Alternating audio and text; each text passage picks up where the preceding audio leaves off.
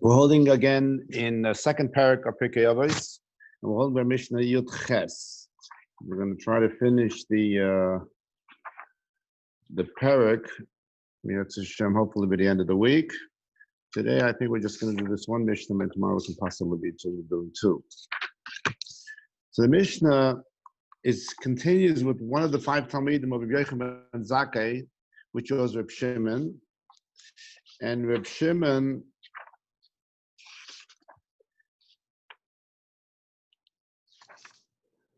was the one that said,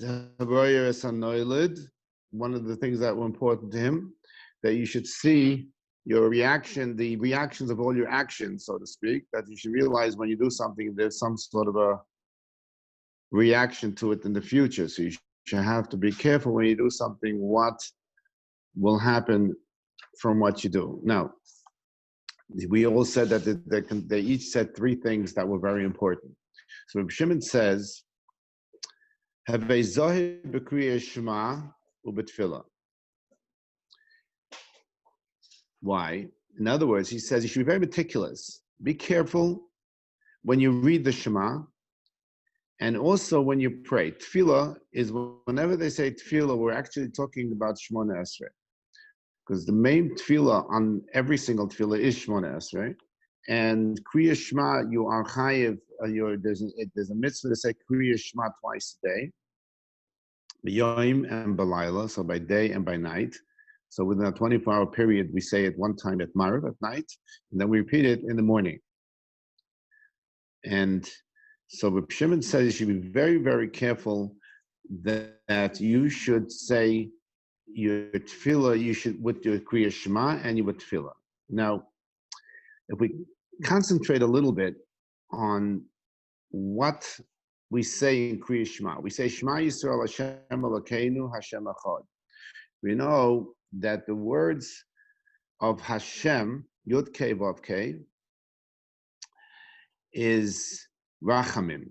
Hashem has Rachamim. Like we say, Kel Molei Rachamim. The Rebbeinu Shalom is full of Rachamim. But that is when we use the term Yud Kei Vav Kei Hashem.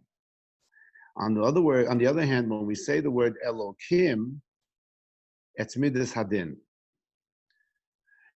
So when Midas Hadin means that the Rebbeinu Shalom is very exacting. Now we want the Rebbeinu Shalom actually to have Midas HaRachamim, because when we say Breishis Bara Elokim, Hashem created the world. When you use the word Elokim, He created initially the world with Midas Elokim. Meaning, if somebody does something wrong, he should get whether immediately punished or certainly punished, but not given a chance even to do tshuva. But we know the Rebbeinu Shalom taught Moshe Rabbeinu the 13 midos of Rachamim after the Egel, because if not, the Rebbeinu Shalom would have destroyed Klal Yisrael. So he taught Moshe Rabbeinu this secret, so to speak, of Rachamim. The Rebbeinu Shalom listens to our tefillas, and tefillah is Rachamim. Now, there's a fundamental question throughout Yiddishkeit, Judaism, so to speak. Very simply said, we know the Rebbeinu Shalom knows what's going to go on, what's going to happen. The Rebbeinu Shalom knows the future because he sees everything. He sees from the beginning to the end what is happening. So the question is, where's our Bechira? That's a fundamental question in Yiddishkeit. It's a fundamental question in Amunah. Where is our Bechira? Bechira means we have an option. We can be good or we can be bad. But if the Rebbeinu Shalom knows what you're going to be, so you technically don't have a Bechira. And then again is another question. We say Shema Yisrael Hashem Elokeinu Hashem Echad, which have both in that one sentence, Hashem Hashem, and then we say Elokeinu, which is Rachamim and Din. And then we go and we damish Shemona Esrei. And in the Shemona Esrei, we have 18 requests from the Rebbeinu Shalom. Technically, we have 19. There was another one that was added later. We can get into that maybe a little later. But there are requests, please give us help, give us parnasa, give us all these wonderful things. Please listen to Shema Kolenu. And all these wonderful brachas that we ask Hashem, forgive us, salach lanu. How can we do that? Why are we able to do that? What is the privilege that we got to be able to be mispalel to the Rebbeinu Shalom? And that's a fundamental question. And how could we change something that Rebbeinu Shalom knows is going to happen for the future? Technically, you're not changing anything. So why is your tefillah helping you? So that is a question in Amunah. The Mezritcher Magid, one of the Magidim of the Chassidish Magidim of about 200 years ago, after the Baal Shem Tov, he, throughout his lifetime, he was mispalel that no bad thing should happen to Klal Yisrael. And interestingly enough, throughout the lifetime of the Mezritcher Magid, I don't remember how many years he lived, there were no bad gezeros on Klal Yisrael. Klal Yisrael lived a life, a serene life, as serene as possible, apparently, in at least in his area. When he passed away, things started to happen. Unfortunately, then there were some pogroms, and there were some sicknesses, and there was things that came up in Klal Yisrael in this area that he lived that were not there when he was alive, and when he passed away, it started to come back. And one of his Talmidim, one of his Hasidim, was very, very upset about it, because there's a klal in the Gemara that tzaddikim are even greater when they pass on into the next world than when they are in this world. Well, if that's the case, then he should be mispalel up in Shemayim even more than he was mispalel over here, because everybody realized it was the kedusha of the Mezritcher Magid that enabled the Klal Yisrael in his area to have this wonderful life. So why was he not being mispalel in Shemayim? And it bothered this chassid unto no end. And one day his Rebbe, the Mezritcher Magid, came to him in a dream. And he said, I always was mispalel for the good of Klal Yisrael. I saw something bad in some visions I had, that unfortunately something was going to happen to this town or to this person. I was mispalel that these things should not come about. Because my whole life was that Klal Yisrael should have menucha, should not have problems, no tzaras, no bad gezeres, no gezerah, so to speak. When I got up to Shemayim, I realized, you can see in Shemayim, everything is clear. We see why Rebbeinu Shalom is actually doing these gezerahs. And then I realized that every one of these unfortunate gezerahs that we don't understand is happening here, the Rebbeinu Shalom is putting together a puzzle, but it's all for our benefit. She says, because I pray for the good of Klal Yisrael, I'm actually not going to pray that these things should end here while I'm here, because I now see the reasoning. And if I see the reasoning, so it's better if I don't pray that they should end, because for Klal Yisrael, these things that happen, unfortunately, we suffer a bit over here, but this for the long-term good, that is what is my goal right now. So in a way, this is a little bit like what Shimon said, Harayas HaNoiled. He was able to see the future, see whatever was good for Klal Yisrael. He did not want that Klal Yisrael should lose the benefit of, unfortunately, these sufferings. And there was one of the Gedolim who suffered very, very badly as he got older. He was ill, and he was a little bit of sickness that gave him tremendous pain. And his Talmidim were davening that they should alleviate the pain. And he said, I don't want you to. He says, my pain that I'm having here is like a wash machine. The Rebbeinu Shalom is putting me into a wash machine, and I'm spinning right now, and I'm suffering while I'm spinning. I'm getting dizzy, of course, he says, but it's washing out all my sins. So I welcome this pain. So those who were able,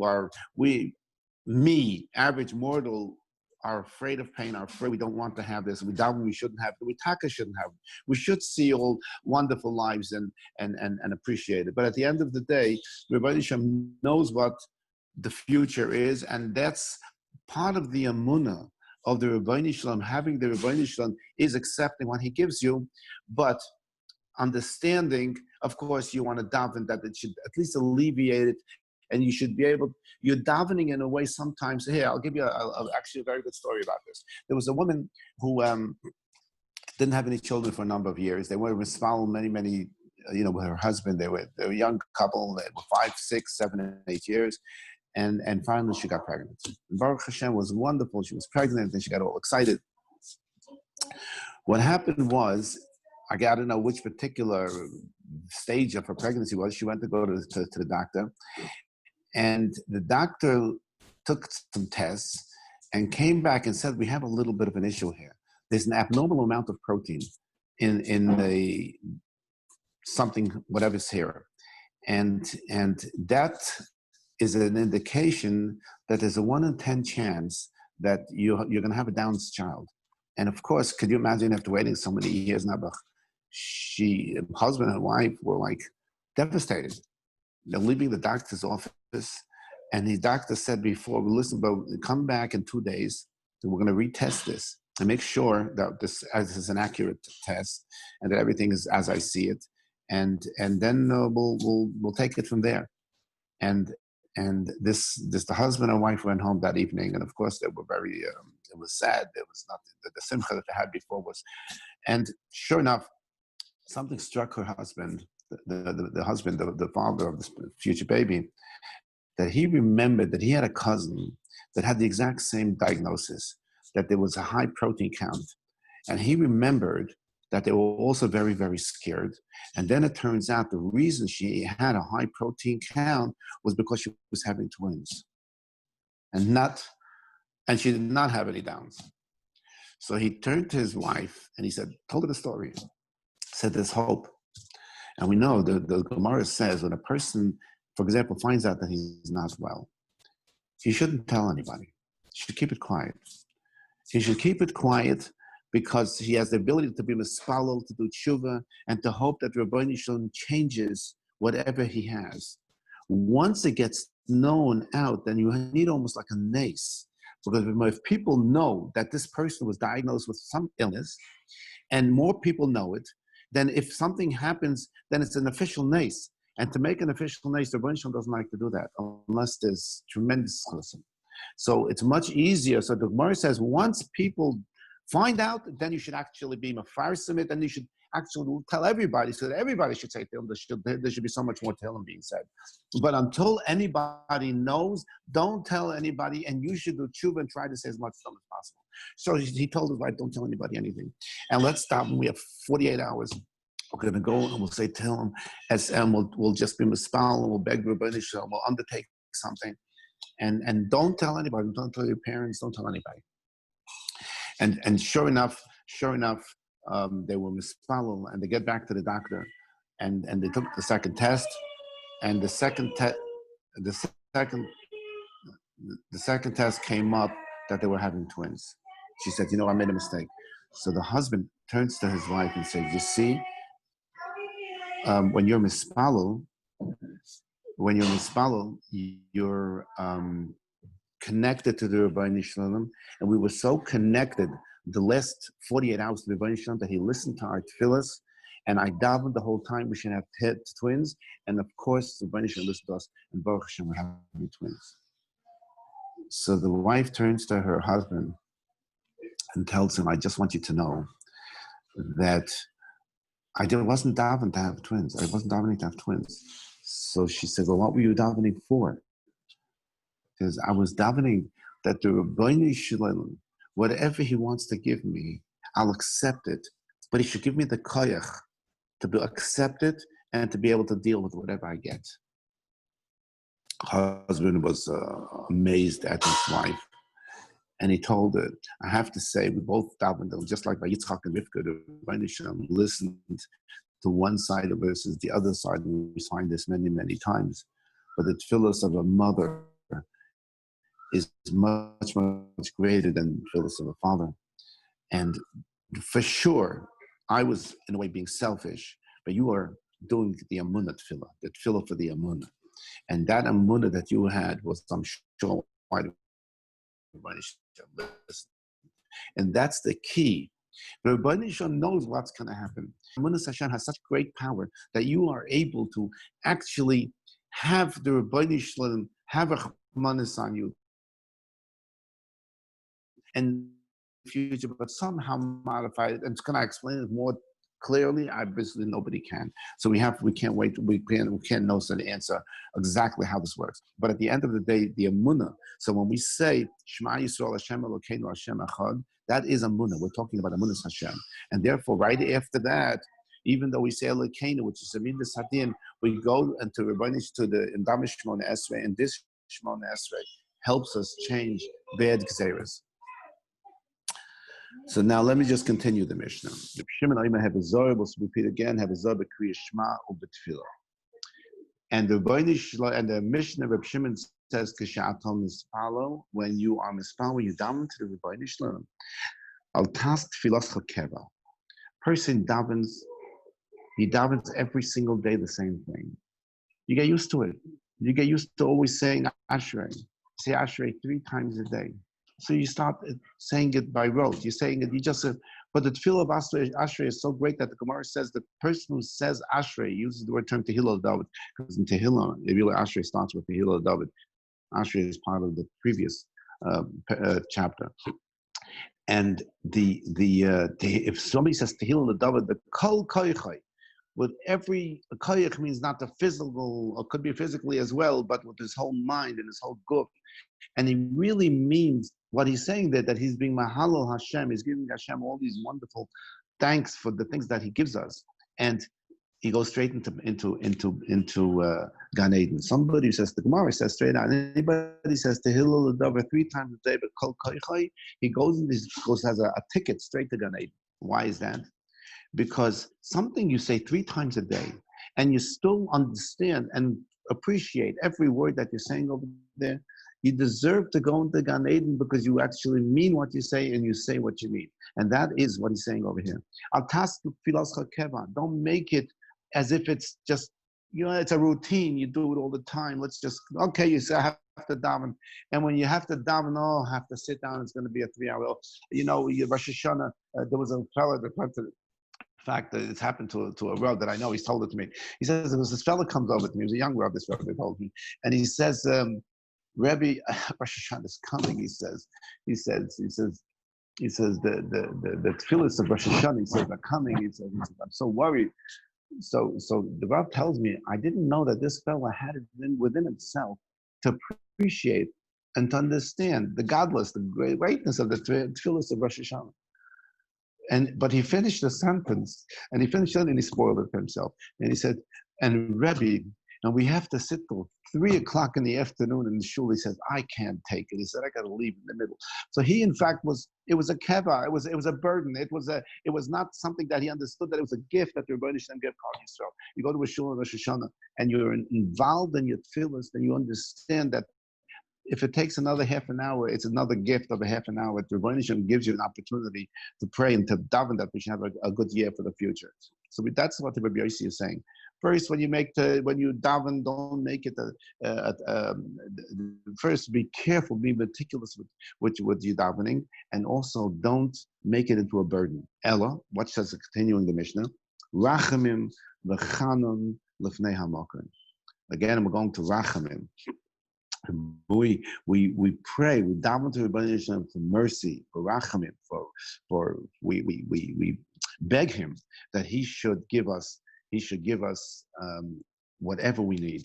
V'sachanunim. Nachanunim is also a form of begging. It's even more. It's like entreating him, and it's a certain supplication that you daven l'fnei hamakam before the Rebbeinu Shalom. The word makam means place normally, but it's used like Baruch Hamakam Baruch Hu we say in the Agada, because Hamakam is, we know the Rebbeinu Shalom is all over the world. So wherever you are the Rebbeinu Shalom is there. So that term, the Pnei Hamakam, is also used in many places to refer to the Rebbeinu Shalom. And like we see, so he brings a pasuk that tells us in the oil, in Nach, it says, Shenema, how do we know? How do we know that the Rebbeinu Shalom is Chanun V'Rachum Ki? Pasuk says, Chanun V'Rachum Hu. He is he's gracious and he's compassionate. Erech HaPayim. He's slow. He doesn't get angry very, very quickly. He waits for you to do tshuva. V'Rav Chesed, and he's full of kindness. V'Nicham Al Hara, and what he does is for the bad things that you do, he doesn't rush it. He's relentful is the way they use the word over here. It's something that he gives you a break. You'll see in further future, one of the future Mishnahs, it says the Rebbeinu Shalom gave a break to the people of the Mabul for 1,000 years, 10 generations, it was 10 generations, and he didn't destroy the world because he waited for them to do tshuva. And the same thing, he waited another 10 generations till Avram Avinu came, so that for that the people, all those that Avram Avinu should at least be the one tzaddik on earth that will, we see that in the future Mishnah, that will save all of the world, while Noach somehow was not able to. So we see from here the power and the godless of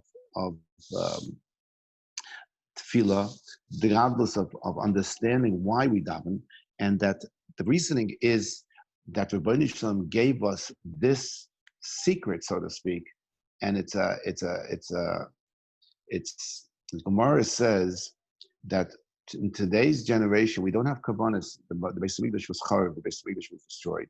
But at the end, he says, the Gemara says, if you say karbanos, if you learn the halachas of karbanos, and we say it in the morning between the brachas and hoidu, there's a what we call karbanos, is instead of the actual shechita of the carbon that you would have a chatos, which you gave if you made some sins on inadvertent sins, or some other karbanos. When you had a baby, a woman had to give give two karbanos. These things that are not available now are available through tefillah. So let's understand that we have an ability, and Rebbeinu Shalom gave us this gift. We should use it to the best of our ability, and that's what the Bresi says. Rabbi Shimon says. So Rabbi Shimon says, be smart. Roya is hanoilid. It goes back to what he initially said. You have to understand, if you got this gift and you're not using it, it's your loss. But if you use it properly, just says Reb Shimon, then what you're going to end up happening is whatever the Rebbeinu Shalom chas v'shalom, he gave you something that you're not happy with at this moment. You'd feel if you don't take it, first daven and be meticulous, and then don't make it into a burden. Make it into an expression of supplication.